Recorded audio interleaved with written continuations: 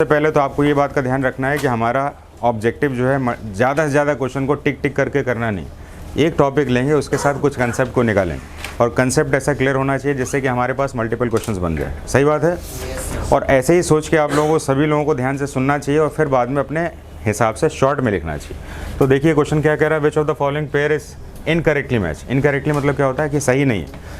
तो हमबोल्ट की धारा कोल्ड करंट है, ओशियो की धारा कोल्ड करंट है, कुरोशियो की धारा वार्म करंट है और कैनारी की धारा वार्म करंट। ये सभी धाराएं जो है ओशन का करंट आपके लिए शायद जो है पहली बार सुन रहे हैं। हालांकि मैंने आपको एक टॉपिक में सिंपली बताया था, सिर्फ आप हाँ और ना कहिएगा। इसमें धरती पर 0 डिग्री जो होती है वो सन के रेज़ को सबसे ज़्यादा एब्जॉर्व करती है, सबसे नियरेस्ट फॉर्म में लेती है, क्योंकि आप देखें सन के साथ जो है सबसे पास में यही तो है, बाकी सब तो दूर है।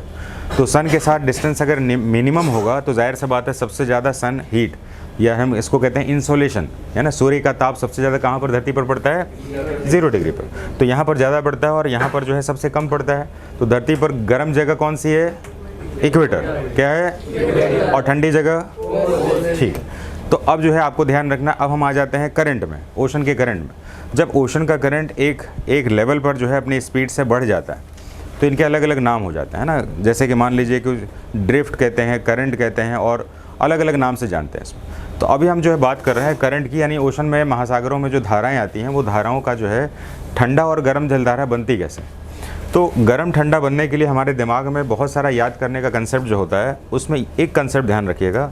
अगर कोई धारा 0 डिग्री के तरफ से चल रही है ऊपर की तरफ तो ये हमेशा होगी हॉट, और ये पोल्स की तरफ से चल रही होगी तो ये हमेशा होगी कोल्ड। ये है कंसेप्ट। अब जो है इस कंसेप्ट के बेसिस पर जो है आपको 50% आंसर को सॉल्व करने का हेल्प मिल जाएगा। ठीक है, इस बात का ध्यान रखें। इसमें से सारे करंट एग्जाम के इंपॉर्टेंट करंट है, कुछ भी पूछा जा सकता है। हालांकि एक एक वर्ड जो है सीधे अपने आप में क्वेश्चन बनाता है। किनारे की करंट वार्म करंट है कि कोल्ड करंट है, ऐसा करके क्वेश्चन बन सकता है। क्यों है ये भी पूछा जा सकता है। तो एक काम करते हैं, इस क्वेश्चन के थ्रू जो है एक डायग्राम को लेते हैं। मैंने एक डायग्राम लिया था इसमें, तो इस डायग्राम में देखेंगे कि 2 कलर का यूज़ किया है, एक ब्लू कलर यूज़ किया गया और एक रेड कलर। आप इन दोनों में पता लगाएंगे, मैं आपको कुछ भी नहीं बताऊंगा। ये रेड कलर जो है गर्म होगी कि ठंडी होगी, और ब्लू कलर ग्रीन कलर जो है ठंडी होगी। इसका कंसेप्ट क्या माना आपने, पोल्स की तरफ से जो चल रही है वो ठंडी होगी और इक्वेटर की तरफ चल रही हो जो, क्योंकि इक्वेटर क्या करता है, सन रेज को सबसे ज़्यादा रिसीव करता है। क्लियर हम लोग, हाँ ना बोलते रहना है, तो कुछ लोग सुनते सुनते गायब हो जाए। इस आधार पर देखा जाए इसमें, तो हम इसमें क्योंकि हमारे पास एक आंसर का फॉर्मेट है तो इसलिए हम उसी पे जाते हैं और ये एग्ज़ाम का एक अच्छा क्वेश्चन बना देता है। तो अब देखेंगे इसमें एक वर्ड है, क्या नाम है, जिसको कैनारी कहते हैं, है ना, क्या कहते हैं, कैनारी। अब बताइए कैनारी के लिए कौन सा कलर यूज़ किया गया है, ब्लू यूज़ किया गया ना इसमें। और गरम के लिए क्या यूज़ किया गया था, तो यहाँ पर कैनारी क्या है और लिखा क्या है इसमें, तो ये मिसमैच हो रहा है। अब ध्यान से देखिएगा, इतना आसान नहीं था, इस मैप को मैंने लिया ही क्यों था, अब ज़रा ध्यान रखिए। अब देख रहे हैं कि लगभग धरती पर जो है एक लाइन तो खींचना पड़ेगा इसमें, बिना लाइन खींचे काम नहीं चलेगा। कौन सा कलर हम ले लें इसमें, मैं कौन सा कलर इसके साथ, वाइट ही ले लें। तुम लोग तो लगता है कि एकदम ताजमहल ही बनवा देगा हमसे।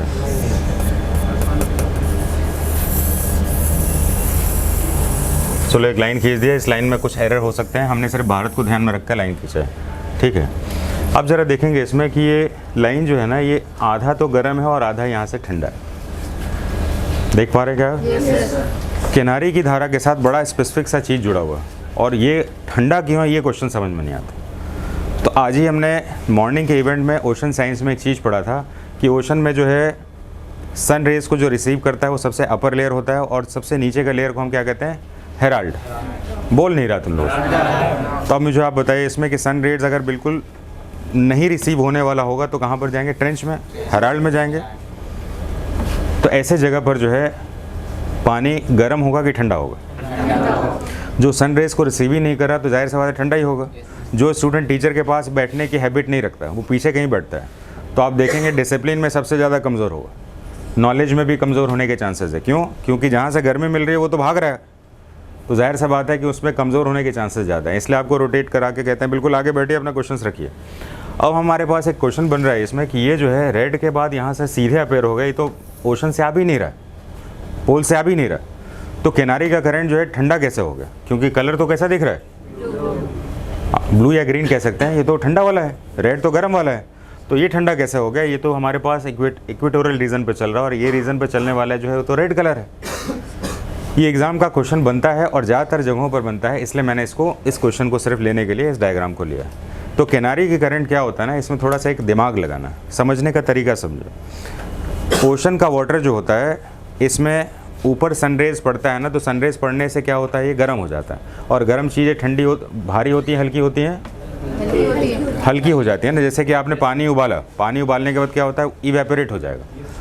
अच्छा, आपने मतलब 1 लीटर पानी लिया, 1 लीटर पानी में आपने जो है 200 ग्राम नमक डाल दिया और फिर उसको उबाला आपने, तो पानी ऊपर जाएगा कि नमक ऊपर जाएगा, क्योंकि नमक तो भारी हो तो रह जाएगा, तो हल्की चीज़ें ऊपर चली जाती हैं। क्या कंसेप्ट क्लियर है क्या? तो अगर कंसेप्ट क्लियर है तो आपको समझना है, गर्म चीज़ें अगर इवेपोरेट हो जाएंगी और हल्की हो जाएंगी, इवेपोरेशन तो छोड़ ही दीजिए, अगर वो हल्की भी हो गई तो हल्की होने के बाद उस लेयर से हटकर वो ट्रांसफ़र हो जाएंगी दूसरे जगह पर, और क्योंकि उस जगह पर वो पानी का जगह खाली हो गया, तो उसको भरने के लिए तो पानी कहाँ से आएगा, या तो सराउंडिंग से आएगा या नीचे का पानी ऊपर की तरफ आएगा, जिसको हम कहते हैं अपवेलिंग। क्या कहते हैं? अपवेलिंग। और किनारी की धारा जो होती है एक अपवेलिंग का रिजल्ट है, जिसमें कि नीचे का ठंडा पानी ऊपर की तरफ आता है। और नीचे पानी कैसा है, ठंडा गर्म है?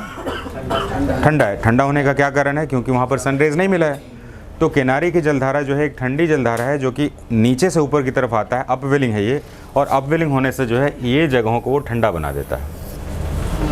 क्या मेरी बात समझ रहे हैं आप? तो इसलिए जो है किनारी की जलधारा के साथ वार्म करंट का कंसेप्ट जो है इक्वेटोरियल रीजन पर गर्म रहता है, ये कंसेप्ट मैच नहीं करेगा, क्योंकि आपके दिमाग में अगर होगा इसमें कि अफ्रीका कैसा मानता है, गर्म ही ठंडा, अफ्रीका को हम गर्म मानते हैं ना। देखिए सहारा डेजर्ट तो पूरा इधर ही बना हुआ है, अब इसी के बगल में चल रहा है किनारी, तो दिमाग में सबसे पहला तो हमारे कंसेप्ट ये कि अरे गर्म सहारा के बगल में है तो गर्म ही तो होगा, ध्यान रखेंगे है इक्वेटोरियल रीजन पर।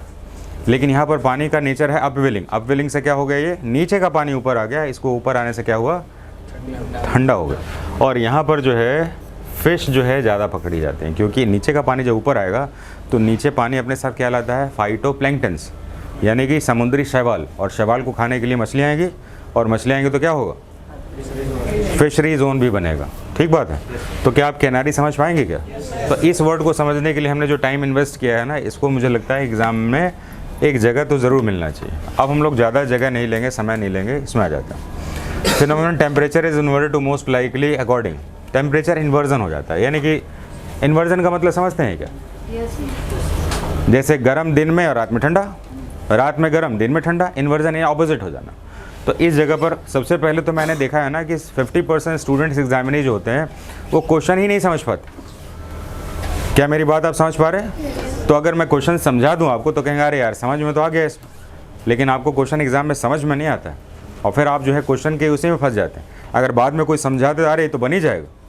तो इसीलिए मैंने कहा phenomenon of temperature inversion in most likely to according. अब जो है इन्वर्जन टेम्परेचर उल्टा कब हो जाता है, इसमें आप देख के ट्राई करिए। अगर ट्राई कर लिया तो समझेंगे कि ब्रेन आपका जो है शार्प है, समझने वाला। क्लाउडी में हो गया, क्लियर काम नाइट में हो गया, ह्यूमिड आफ्टरनून में हो गया, रेनी इवनिंग में हो गया।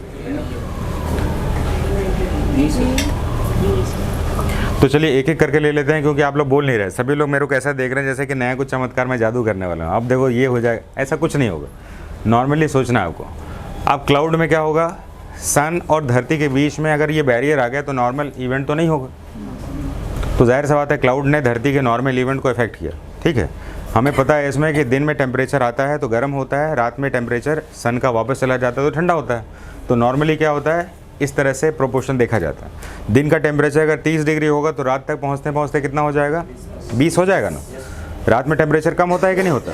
अरे हाँ ना बोलना है। हाँ, तो इस तरीके से अगर देखा जाए तो अगर हम मान लेते हैं क्लाउड वाला हो गया, तो क्लाउड होगा तो क्या टेम्परेचर को ऊपर जाने देगा क्या? तो इसलिए टेम्परेचर डिफरेंस नहीं होगा। तो ये एक बैरियर बन गया, यानी कि टेम्परेचर को रोक रहा है इसमें।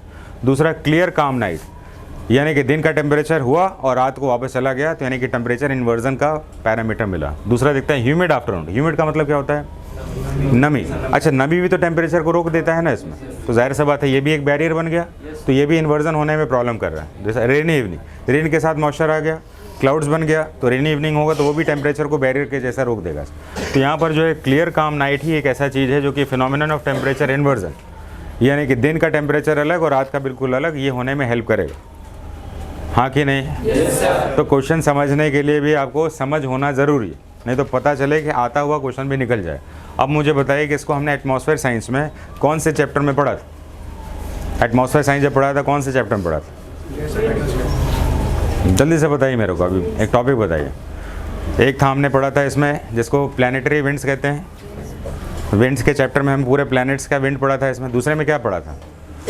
अरे तुम लोग नहीं बोल रहे, पास अकेले हम होंगे। इसमें पीरियोडिक विंड का चैप्टर है इसमें, और पीरियोडिक विंड में हमने क्या पढ़ा था? एनाबैटिक, कैटाबैटिक, और क्या था? लैंड ब्रीज, यही वाला चैप्टर था जिसको आपने पढ़ा था। और जिसने कहा था कि हमने नोट्स लिख लिया, वो ज़िंदगी भर वो नोट्स उसके दिमाग में नहीं आएगा। सारा क्वेश्चन आपके क्लासरूम से ही रहेगा, इसलिए ध्यान रखिएगा, क्वेश्चन समझ में आना चाहिए। अब तीसरे पे, the following Indian rivers antecedent to the nature.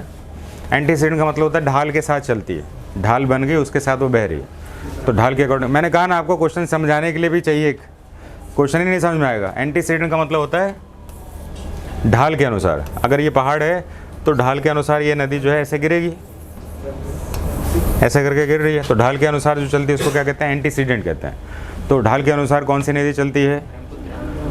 Brahmaputra चलती है, क्योंकि नॉर्थ में हिमालय कितने बड़े पहाड़ हैं, उसमें तो फिर नदियों को तो बहने का जगह ही नहीं मिलना चाहिए, क्योंकि पहाड़ ने सारी नदियों को रोक के झील बना देना चाहिए, लेकिन फिर भी ब्रह्मपुत्र नदी यहाँ से निकल जाती है। इसलिए रटना नहीं है, समझना है आपको। वरना कुछ लोग कहते हैं कि चलो 50 क्वेश्चन लिख लेंगे तो काम चल जाएगा, नहीं चलेगा। Largest producer of laterite soil in India. Laterite soil क्या होता है पता है आपको? लेटराइट सॉइल का मतलब होता है जिस पर बारिश के पानी से वो लीच्ड हो जाता है। लीच्ड का मतलब होता है सॉइल अपना नेचुरल कंपोनेंट खो देता है। और क्योंकि जो है सॉइल अपना नेचुरल कंपोनेंट खो देता है, ये पुराने मिट्टियों का ही प्रमाण हो सकता है। पुरानी मिट्टी मतलब जो है बहुत दिन से बनी हुई, उसमें अपनी, अच्छा मान लीजिए कि आपके बालों का कलर अगर ब्लैक है, तो बालों के कलर में कौन सा ऐसा केमिकल है जिससे कि वो ब्लैक है? और फिर ये भी मैं बताऊँ, उसमें मेलानिन, बायोटिन उसको प्रिजर्व करता है इसमें। तो मेलानिन से स्किन का कलर भी टोन्ड होता है और बालों का कलर भी होता है। धीरे धीरे जो है बालों का कलर जो है वाइट हो जाता है। क्या कम हो गया? सही बात है। अब हम देख रहे हैं इसमें कि अब बालों का कलर सफ़ेद यंग एज में होगा कि पोस्ट एज में होगा? तो अब जो है लेटराइट यानी कि सॉइल का ब्लीचिंग का मतलब क्या होता है? सॉइल का आप नेचुरल इंग्रेडिएंट का लूज़ करना। ये नई मिट्टी में होगा कि पुरानी मिट्टी में होगा? पुरानी मिट्टी में होगा। तो लेटराइट सॉइल रिजल्ट होता है ब्लीच का। ब्लीच का मतलब है जिसमें बारिश के पानी ने उसको धो के जो है उसके चीज़ों को हटा दिया। तो अब मुझे बताएंगे, धरती का, भारत का 2 भाग है, एक उत्तर का भाग, एक दक्षिण का भाग। बीच के पर्वत को कहते हैं विंध्याचल पर्वत। उत्तर में 3 नदियाँ जो है हिमालय की पहाड़ियों से हमेशा नई नई ज़मीन का निर्माण करती रहती है, जिसमें कि हम क्या कहते हैं इसको? खादर भूमि, बांगर भूमि, वेट भूमि, जलोढ़। सुने है कि नहीं सुने? तो जाहिर सी बात है यहाँ पर तो नई नई मिट्टियाँ हर साल बनती है बाढ़ के पानी से, लेकिन दक्षिण में बनती हैं क्या? दक्षिण में तो कभी नहीं बनती है। तो यहाँ पर नहीं बनने से ये जो क्षेत्र है जिसको हम दक्कन कहते हैं उसको लेटराइट कहते हैं। क्या कहते हैं? तो लेटराइट जो है ब्लीच सॉइल होते हैं। तो ब्लीच सॉइल कहाँ पर मिलेंगे? समझ में आ गया आपको? हाँ, इस तरीके से समझेंगे तभी क्वेश्चन बनेगा, टिक करने से कुछ ना होगा। आगे चलते हैं जल्दी से। Which on the following is landlock sea? Sea ऐसा जो कि लैंड, ये वर्ड एग्जाम का बड़ा इंपॉर्टेंट है। देखिए जैसे भारत जो है, यहाँ पर समुद्र है, यहाँ पर समुद्र है, यहाँ पर समुद्र है। तो जिस जगह पर समुद्र होता है या उसके सराउंडिंग जो है समुद्र से मिले रहते हैं, उसको ओपन कहते हैं, और जहाँ से वो बंद जाता है उसको हम लैंडलॉक कहते हैं। तो अब मैं आपसे एक क्वेश्चन पूछ के इसको समझना चाहूँगा। अगर ये आपका आंध्र प्रदेश है और ये बिहार है, तो आंध्र प्रदेश और बिहार में से लैंडलॉक स्टेट कौन सा? क्या समझ में आ गया आपको? तो लैंडलॉक का मतलब होता है ज़मीन से घिर जाना, और लैंडलॉक नहीं होने का मतलब है ओशन के साथ फेस मिलना। अच्छा, अगर मैं यहाँ पर 2 स्टेट और ले लेता हूँ, अगर मैं कहूँ मध्य प्रदेश और गुजरात, अब बताइए लैंडलॉक कौन नहीं है? कंफर्म है? अगर मैं यहाँ पर आपसे बात करूँ कि कर्नाटका और कौन सा ले लें?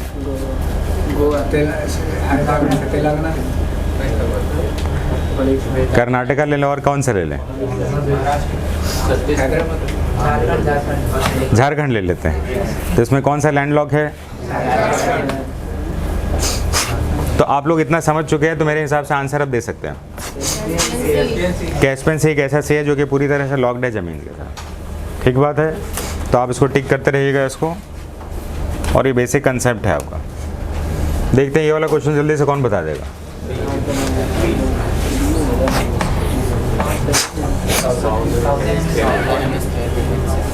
Roaring 40s are strongest in, strongest कहाँ पर होंगे? कौन सा ABCD बताइए? चलिए ठीक है, B is the correct answer. आबादी कम होने के कारण साउथ में जो है इसका स्पीड बढ़ जाता है, आबादी ज़्यादा होने के कारण टेम्परेचर वेरिएशन आ जाता है, जिसके कारण उसकी स्पीड में ऑब्स्टिकल आ जाता है। Which one of the following layers of the atmosphere reflects the radio waves? पक्का है इसमें? और इसमें DEF लेयर किस में पाए जाते हैं? DEF सब लेयर्स किस में पाए जाते हैं? आयनोस्फीयर। ठीक है, आयनोस्फीयर को हम थर्मोस्फीयर के नाम से भी जानते हैं। क्वेश्चंस लिखे थे कि नहीं लिखे थे आप? हाँ, तो इसलिए आप टाइम इसमें नहीं लगाइए। The great barrier reef lies in the coast of. Great barrier reef, आज मैंने एक टॉपिक लिया था आपका जिसमें क्या था आपका? Coastal shelf. कोस्टल शेल्फ था, है ना? शेल्फ के बाद क्या आता है? शेल्फ के बाद और स्लोप के बाद राइज। क्लास में नहीं थी, कुछ भी बोल देती हो। सेल्फ, सेल्फ के बाद क्या आता है? स्लोप के बाद और उसके बाद प्लेन और उसके बाद ट्रेंच। 5 भाग तेरी सो रहा है इसमें।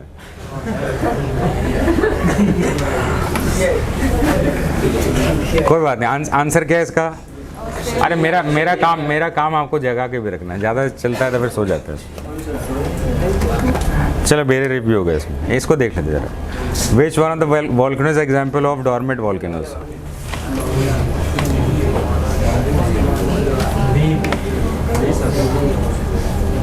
डॉर्मेंट क्या होता है उसको देख लें जरा। देखिए, 2 तरह से प्लेट होते हैं।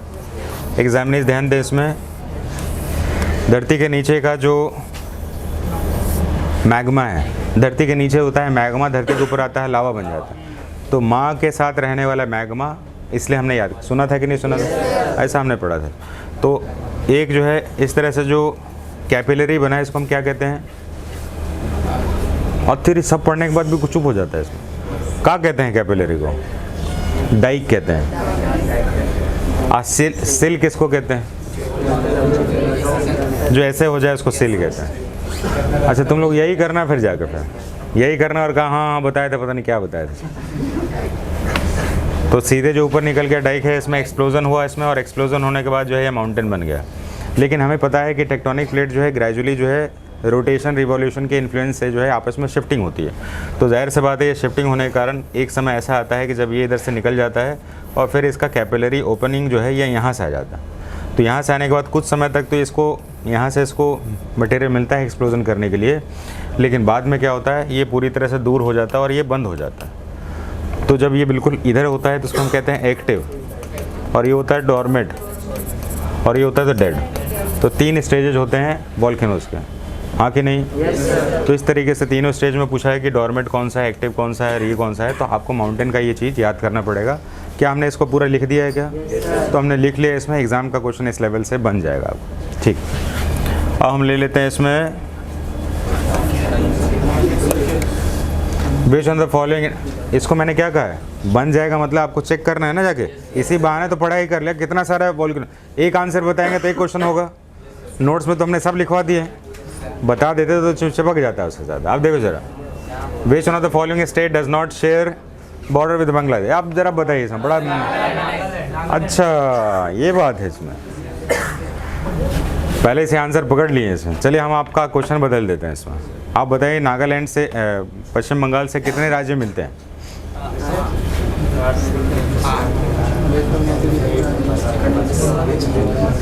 पश्चिम बंगाल से कितने राज्य मिलते हैं?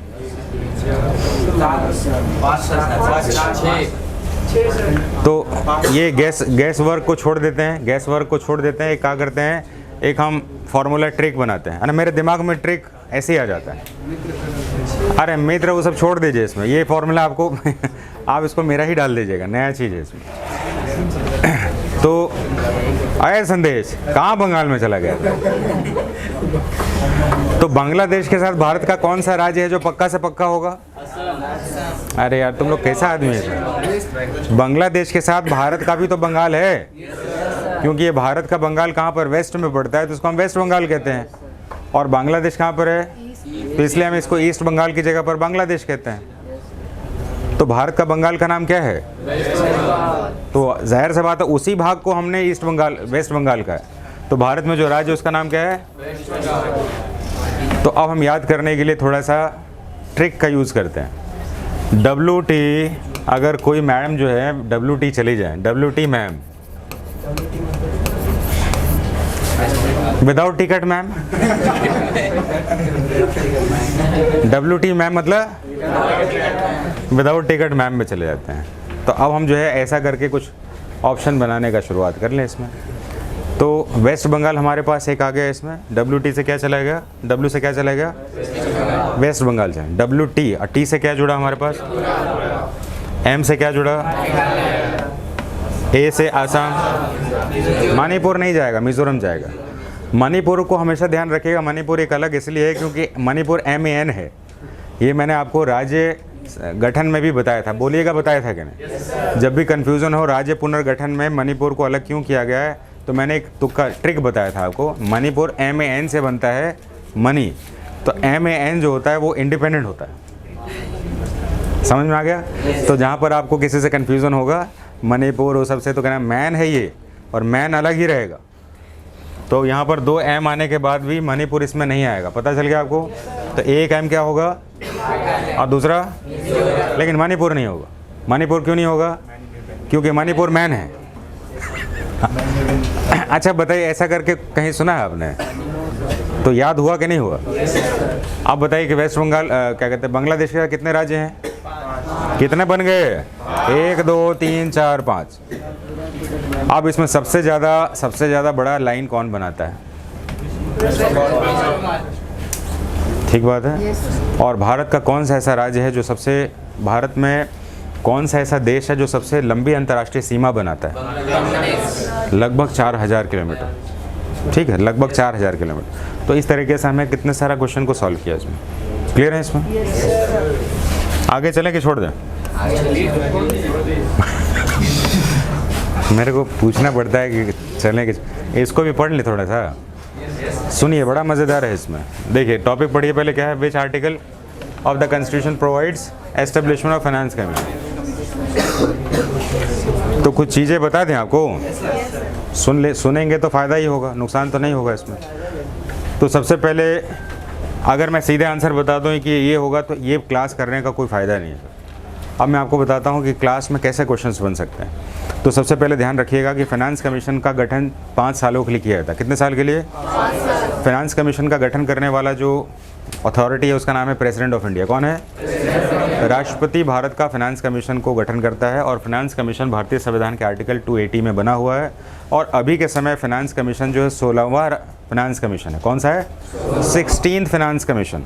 और 16th फाइनेंस कमीशन का जो अध्यक्ष है उनका नाम है अरविंद पनगड़िया। क्या नाम है? बोल नहीं रहा तुम लोग। और फाइनेंस कमीशन का बेसिक काम जो होता है वो राज्य और केंद्र के बीच में जो रिसोर्सेज हैं, पैसे का जो है बंटवारा करने का होता है। और हमें जानना, इस बात में ध्यान देने की ज़रूरत है कि राज्यों का शेयर जो है, अभी जो 16वें वित्त आयोग जो है उसमें 41% का शेयर दिया गया। कितना दिया गया है? 41% का शेयर राज्यों को दिया गया है। जाहिर सा बात है, तो बचा कितना? कितना बचा? 59 बचा ना इसमें। तो 59 कहाँ पर गया? सेंट्रल ने खर्चे के लिए लिया है, और 41% जो है राज्यों के शेयर में इसको खर्च किया गया। तो फाइनेंस कमीशन से लेकर मेरे हिसाब से इतने सारे क्वेश्चंस अगर कर लेंगे तो सोचेंगे कि 5 क्वेश्चन 6 क्वेश्चन तो वैसे ही बन गए। आर्टिकल बन गया, अध्यक्ष बन गया, कौन रिकमेंड करता है बन गया, दूसरा इसका शेयर क्या होता है और कौन सवाल है, तो 5-6 क्वेश्चन तो एक क्वेश्चन से ही बन गया आपको। तो जब भी क्वेश्चन मिलता है तो उसको क्वेश्चन ना मानकर उसका पूरा थोड़ा डेप्थ स्ट्रक्चर निकाल दीजिए। क्या मैं क्लियर हूँ यहाँ पर? ज़्यादा आपको देर ना लगाएंगे इसमें, एक और भी देख लेते हैं। The proclamation of emergency is on the ground of armed rebellion must be approved by the parliament with in. तो एक क्वेश्चन समझा देते हैं आपको। देखिए, भारतीय संविधान में जो है आर्म रिबेलियन, सशस्त्र विद्रोह को जो है हमने राइट ऑफ इमरजेंसी मतलब नेशनल इमरजेंसी में रखा था। तो इसके साथ कुछ बेसिक जानकारी ले लेते हैं। सबसे पहले भारत के संविधान में जो है इमरजेंसी का मतलब होता है आपातकाल। आपातकाल लगाने के लिए 3 आर्टिकल का यूज़ किया जाता है। जिसमें कि 352 आर्टिकल है, जिसमें कि 356 आर्टिकल है और इसमें 360 आर्टिकल है। इसको राष्ट्रपति शासन के नाम से जानते हैं। बस आपातकाल शब्द एक ही के साथ जुड़ता है जिसका नाम है आपके पास 352। तो नेशनल इमरजेंसी करके अगर वर्ड आता है तो आर्टिकल 352 जुड़ता है। देखिए क्वेश्चन को हम डिराइव कर रहे हैं, ठीक है, डिराइव कर रहे हैं। होल्ड करेंगे तो एग्जाम तक पहुंचेंगे, सोचेंगे यार खत्म हो जाए तो फिर तो इसी से खत्म हो जाए, आंसर ही बताएगा खत्म कर, आंसर आप तक खुद बताएंगे। अब जो है जाहिर सी बात है कि ये दोनों जो है भारत के लिए इतना सेंसिटिव नहीं है, लेकिन ये नेशनल इमरजेंसी ये बड़ा सेंसिटिव है। तो फिर दूसरा क्या है इसमें? दूसरा 356 जो है वो राज्यों में अगर कानून के हिसाब से राज ना चल रहा हो तो उसमें राष्ट्रपति शासन लगा सकते हैं। और क्योंकि राष्ट्रपति शासन जब राज्यों के सरकार को भंग करके राष्ट्रपति यानी केंद्र का शासन लगता है तो संसद में उसको पास होने के लिए 2 महीने का समय होता है। आराम से 2 महीने के अंदर विचार करके उसको बना सकते हैं। लेकिन अगर इस कारण अगर हमने देश में इमरजेंसी लगा दी 352 और संविधान में 352 के अंतर्गत 2 तरीके से इमरजेंसी लगाई जा सकती। कितने तरीके से? जिसमें एक है सशस्त्र विद्रोह और दूसरा है बाहरी आक्रमण। ध्यान से सुनिएगा, 2 ही आधार होता है नेशनल इमरजेंसी प्रोक्लेम करने का। इमरजेंसी लगाने को कहते हैं प्रोक्लेम करना। तो एक है हमारा बाहर से आक्रमण कोई कर दे, जैसे पाकिस्तान कर दे, चाइना कर दे, इसमें तो इमरजेंसी के दौरान हम देश को सेना के साथ उसको मजबूती से उसका सामना करते हैं। और दूसरा आधार था इसमें जिसमें कि हम इंटरनल डिस्टर्बेंस में आर्म्ड रिबेलियन भी आते हैं। आर्म्ड रिबेलियन या विद्रोह को, सशस्त्र विद्रोह जैसे चीज़ों को जो है हमने इमरजेंसी में डाला हुआ था। लेकिन भारत में एक बार इमरजेंसी इंदिरा गांधी के द्वारा जो लगाया गया था ना, इसमें इस इमरजेंसी का दुरुपयोग किया गया और कहा गया इसमें कि आर्म्ड रिबेलियन होने के चांसेस हैं, इसलिए हमने जो है इमरजेंसी लगा दी। और 75 से लेकर 77 तक हमारे देश में इमरजेंसी जो है इसी आधार पर लगाई गई। और बाद में जब देखा गया इसका जो है परिणाम तो बहुत ही नेगेटिव है इमरजेंसी का, तो भारत के संविधान में आर्म्ड रिबेलियन वाला सेक्शन को हमने इमरजेंसी से हटा दिया और 44वें संविधान संशोधन 1978 से इसको रिमूव कर दिया। और अब हमारे पास सिर्फ एक ही आधार पर जो है इमरजेंसी प्रोक्लेम करने का अधिकार है, जिसका नाम है वॉर, अंतर्राष्ट्रीय युद्ध हो जाना। समझ में आ रहा है कि नहीं आ रहा है? कि पता चल रहा है कि हम ही बोल रहे हैं, आप सुनिए नहीं रहे।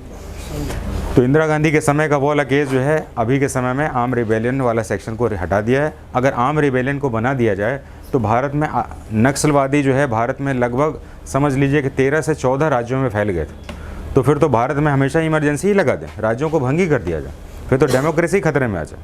तो ये भी एक बड़ा विचित्र सा बात हो जाता है। अच्छा, डेमोक्रेसी वर्ड लिया है इसमें, तो डेमोक्रेसी के ऊपर लास्ट में एक बात करेंगे, ठीक है, बड़ा अच्छा चीज़ है इसमें। तो इस आधार पर जो है भारत में इमरजेंसी अगर लगाई जाती है इमरजेंसी, तो 1 महीने के अंदर संसद को 2/3 बहुमत से इसको पारित करना होगा। कितने बहुमत से? 2/3। तो जाहिर सी बात है कि अभी हमारे पास नेशनल इमरजेंसी आ रही है, तो 1 महीने का पीरियड इसमें। तो आप ध्यान रखें, इसमें कोई टॉपिक अपने आप में एक क्वेश्चन नहीं लेता है। इसमें दुनिया भर के क्वेश्चन का एक सीरीज़ बनता है इसमें, उसको पकड़ के देखें तो 3-4 तो पेजेस ऐसे निकल जाएंगे, एक क्वेश्चन से निकल जाएंगे। तो मैं ज़्यादा नहीं लेके चलूँगा, कुछ ही और ले लेता हूँ। Which of the following is not the feature of Indian federal system? Federal का मतलब होता है संघ, राज्य और केंद्र को मिलाकर जो स्ट्रक्चर बनता है उसको हम फेडरल कहते हैं। तो हम देख रहे हैं इसमें ड्यूअल पॉलिटी, यानी कि देश में जो है राज्य के पास भी पॉलिटी है, केंद्र के पास भी पॉलिटी है। रिटन कॉन्स्टिट्यूशन हमारे पास, रिटन कॉन्स्टिट्यूशन राज्य को भी मानना है और केंद्र को भी मानना है। इसमें एक नागरिकता है, तो जाहिर सी बात है कि भारत का नागरिक भले ही बिहार में रहता है लेकिन रहेगा देश का नागरिक। Separate constitution for the state, separate constitution ने हमारे ये फेडरल सिस्टम को सेपरेट कर दिया। तो इसलिए जो है कौन सा फेडरल स्ट्रक्चर को नहीं है, फेडरल स्ट्रक्चर का मतलब है केंद्र और राज्यों के संबंध।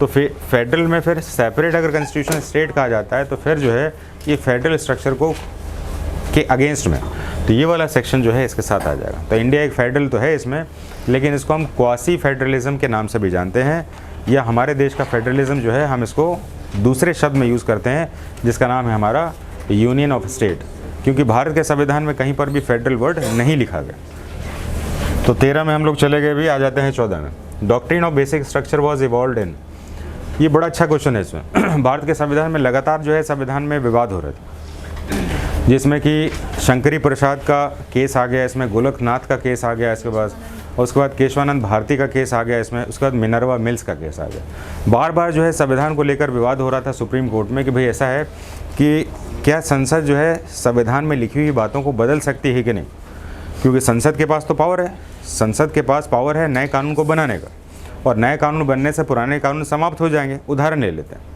मान लेते हैं कि अभी नीट पेपर केस के ऊपर एक नया कानून आया, तो सरकार ने मान लीजिए एक कानून बनाया था जिसमें कि जो भी पेपर लीक करेगा उसको